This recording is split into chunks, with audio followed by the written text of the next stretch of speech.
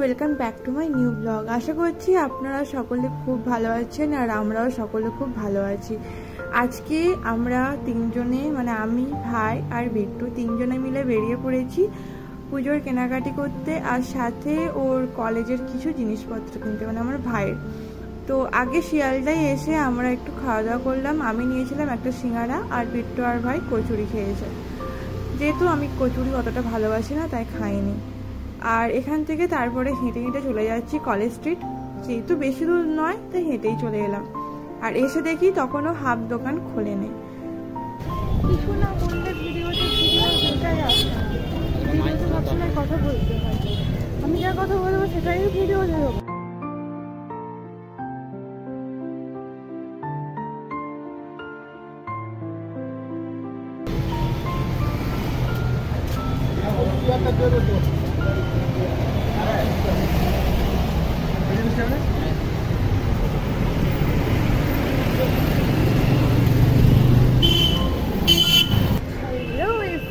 আজকে আমরা চলে এসেছি কলেজ স্ট্রিটে কিছু কেনাকাটি করতে।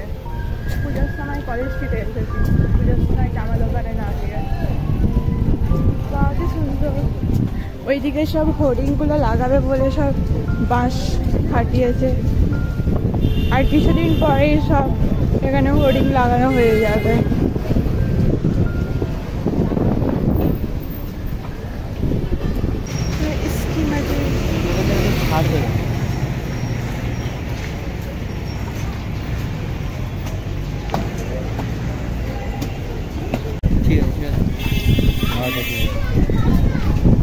কলেজ থেকে কি শপ নাম্বার 18 রত্না স্টেশনারি।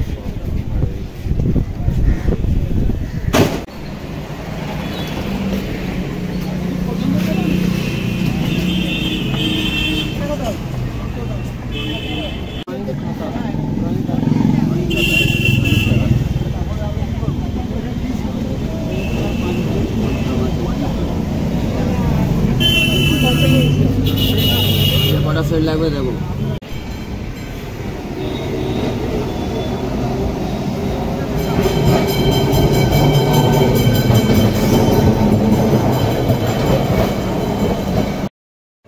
আমরা যখন গিয়েছিলাম তখন কিন্তু ট্রাম চলছিল, আর এখন কিন্তু ট্রাম বন্ধ হয়ে গেছে।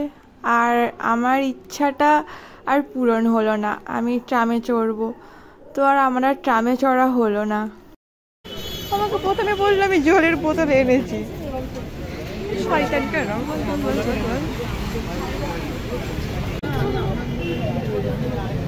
তোর এইগুলো লাগবে না? এগুলো এগুলো লাগবে লাগবে, ওগুলো কি জন্য লাগবে? এটি পেজগুলো থাকবে। হ্যাঁ, ওদের তো এটি পেজগুলো থাকবে।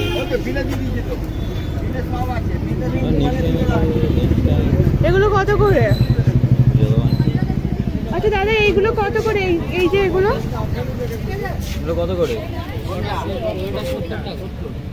70 টাকা। দেখি সব জিনিসপত্র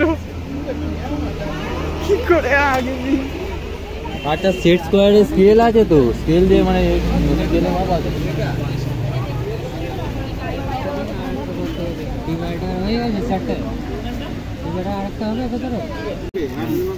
প্লেন মারবো,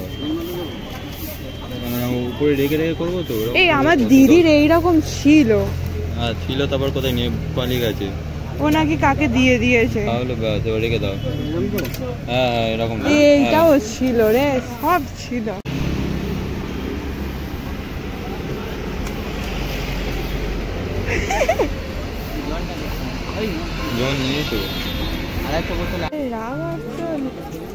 রাবারও কিনতে দিয়েছে, শার্পনারও কিনতে দিয়েছে। এইগুলো তো নর্মাল দোকানেও পাওয়া যায়। এটা কি সেট স্কোয়ার? সেট স্কোয়ার নাকি সেট? হ্যাপি ব্যাগটা আনতে হয় আজকে। আমার ব্যাগে যদি ভেঙে যায়, তুই লোহা লক্কর নিয়ে ঘুরিস নাকি? দুটো জলের বোতল, কি ডায়াগোনাল স্কেল চারটে।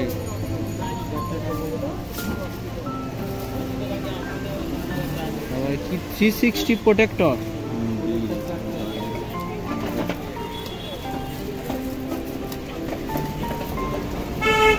পেন্সিল রাবার কাটার।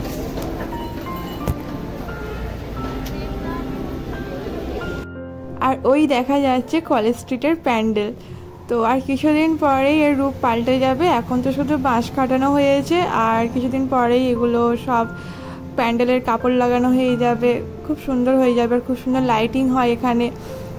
আর এখন আমরা চলে এসেছি শিয়ালদা স্টেশন, আর শিয়ালদা থেকে আমরা চলে যাব বালিগঞ্জ। আর বালিগঞ্জে যাচ্ছি কারণ আমরা ওখান থেকে গড়িয়ায় চলে যাব। গড়িয়াতে জুডিওতে যাব, ওখানে একটা জুডিও নতুন একটা ওপেন হয়েছে, তো ওইখানে চলে যাব। নাহলে রাসবিহারির যে জুডিওটা ওটাই যেতাম, মানে লেক মলেই যেতাম, কিন্তু যেহেতু গড়িয়ারটা একটু বড় আবার নতুন ওপেন হয়েছে, সেই জন্য গড়িয়াতেই যাব। তো একটু ওখানে মার্কেটগুলো ঘুরবো। আর আজকে কিন্তু শুধু আমার ভাইয়ের জন্য ওই পড়াশোনার জিনিসপত্র কিনে নে, ও আরও অনেক ওর বন্ধুদের লিস্ট নিয়ে এসেছিলো, মানে ও আরও ওর 3টে বন্ধুর একসাথে কিনেছে।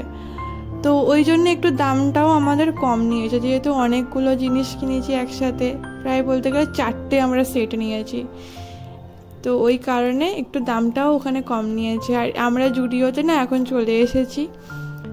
তো আমি আজকে কিছুই কিনিনি, আমি শুধু আজকে ড্রেসগুলো দেখছিলাম, কারণ এত লাইন পড়েছে, মানে যে একটু ট্রায়াল দেবো ড্রেসগুলো যে ঠিকঠাক হচ্ছে কি না হচ্ছে, সে এত লাইন ট্রায়াল দিতে গিয়ে আর ভালো লাগে না। 2টো ট্রায়াল দিয়ে ব্যাস চলে এসেছি। আর একসাথে তো 5টার বেশি নিয়ে যাওয়া যাচ্ছে না, সেই কারণে আমি আর কিনিনি। আমার ভাই যা কিনেছে আর বিট্টু কিছু কিনেছে, তারপরে আমরা এখান থেকে চলে এসেছি ঠিক বাজার কলকাতার অপোজিটে। এখানে একটু খাওয়া দাওয়া করতে এসেছি, আর নিয়েছিলাম 1 প্লেট পোলাও আর চিকেন কষা, আর ফ্রাইড রাইস আর চিলি চিকেন।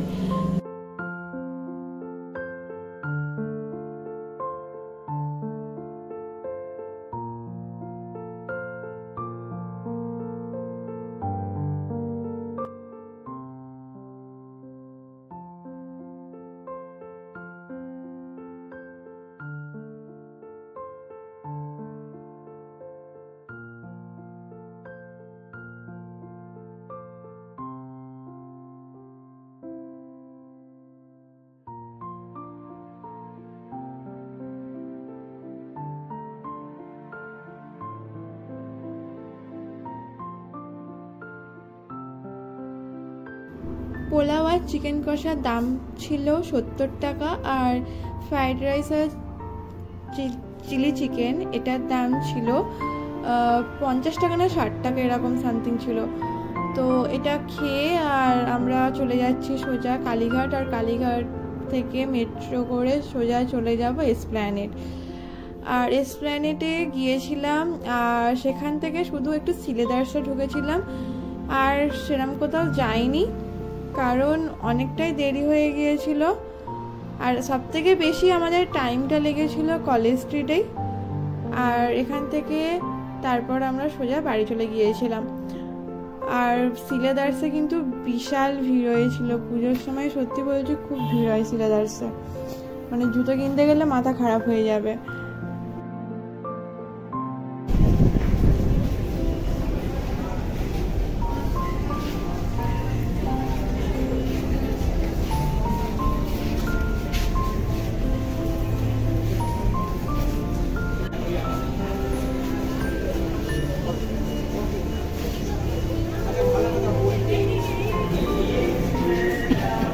আমার দিকে মুখ দেখাবে না,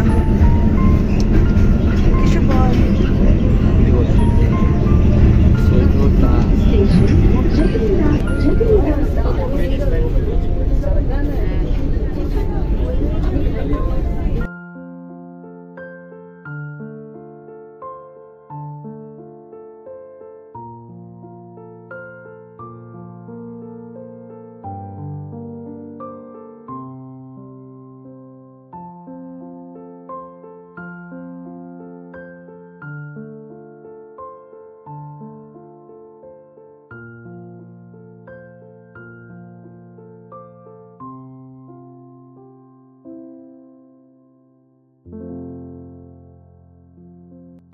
শ্রীলেদার্সের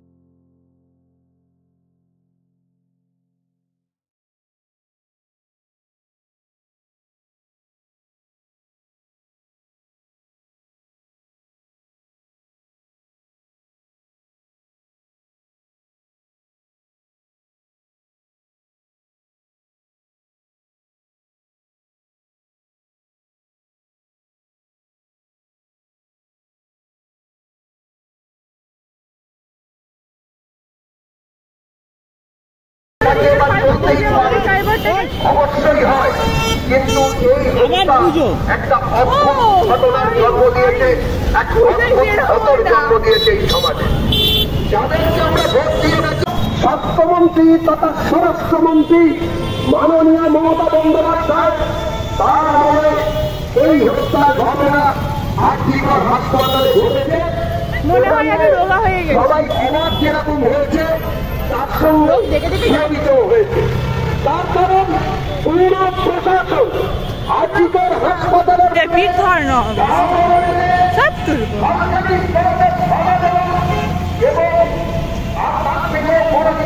দেখা যাচ্ছে অন্যান্য ডাক্তার দপ্তরের হাজির করা হয়েছিল ঘটনাটাকে থামাতে। বাই বাই করে দে। এখান থেকে সোজা এখান থেকে সোজা বাড়ি চলে যাবে। আমরা নামবো আমতলায়, আমি আর ভাই। ওখান থেকে আমরা নেবে আবার একটা গাড়ি ধরবো।